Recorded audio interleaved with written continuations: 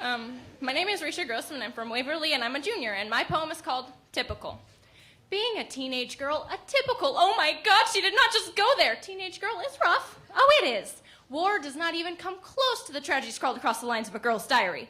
Typical, like that ex-boyfriend that is so much of a controlling jerk that even though you're broken up, he still thinks he can tell you who you can and can't talk to, who you can and can't be, slowly strangling you with his need to be in control. Typical, like those best friends who are always edging around to your back, a knife securely grasped in their hand, poised and ready to strike. Typical, like those average, pervy, run-of-the-mill teenage boys with nothing more on their mind than the pot of gold at the end of the rainbow of incessant begging. And if that pot of gold is still just a little out of reach, third base will do just fine. Typical, like picking out your clothes for hours at a time, hoping to find something that stands out, something that screams individuality, but not too loud. Something that echoes the looks plastered across magazine covers and says just who you think you should be. Typical, like parents hovering over your every move, gently nudging you into poring over books for hours at a time, yellow highlighter squeezed tightly in your hand like a life preserver in the ocean of knowledge, until finally you're standing over a body carefully dissected by your hand, and as you start to choke on the panic, you wonder, why on earth would your parents want this for you?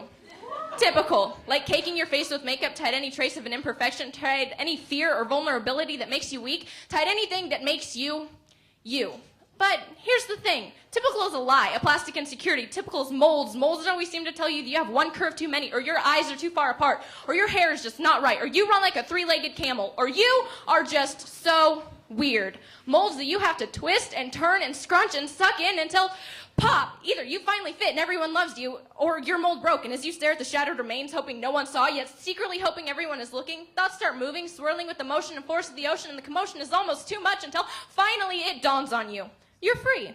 You find yourself laughing and smiling. You find yourself dancing down the hallways with no music except for the happiness singing through your veins. You find that life is good. And now when someone tries to force you into their mold, proudly say, yes, I have curves, and they are beautiful. Yeah, my eyes may be a little too far apart, but I don't mind. No, my hair isn't just right. It's perfect, just the way I like it. Yeah, I may run like a three-legged camel, but it gives me character. No, I don't spend my weekends partying. I want to feed these brain cells, not kill them. And yes, I do enjoy a big, fat, juicy hamburger with all the fixings, especially bacon, and a big old mountain of french fries and a little puddle of ketchup. And yes, baby, I am weird. But being weird is so much more fun than being typical.